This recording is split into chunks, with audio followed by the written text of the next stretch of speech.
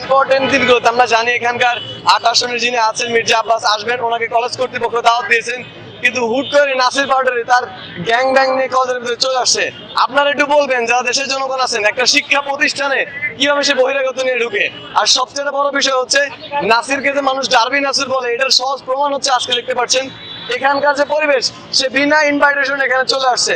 আর এর চেয়ে একটা বড় বিষয় দেখেন, আমরা কিন্তু শিক্ষার্থী, আমরা সর্বোচ্চ ভদ্রতার ক্ষেত্রে তাকে কিন্তু প্রবেশ করতে দিয়েছি এবং তাকে জিজ্ঞেস করা হয়েছে কেন আপনি এই ধরনের কার্যকলাপ করেন, উইদাউট ইনভাইটেশন কেন আপনি এখানে আসছে? যদিও সে 28 সালের একজন প্রার্থী, সে আসতেই পারত তার নির্বাচনী কার্যক্রমে, কিন্তু আজকে আমাদের এই কলেজে এত সুন্দর প্রোগ্রামটাকে এই নষ্ট করার জন্য এত হাজার হাজার শিক্ষার্থীরা তাদের নিজেদের পকেটের টাকা খরচ করে এত সুন্দর একটা আয়োজন ক্রিয়েট করেছে। আপনারা দেখতে পাবেন আমাদের যে স্টেজ আছে যেখানে আমরা সুন্দর গানের ব্যবস্থা করেছিলাম, সেই স্টেজটা ভেঙে ফেলা হয়েছে।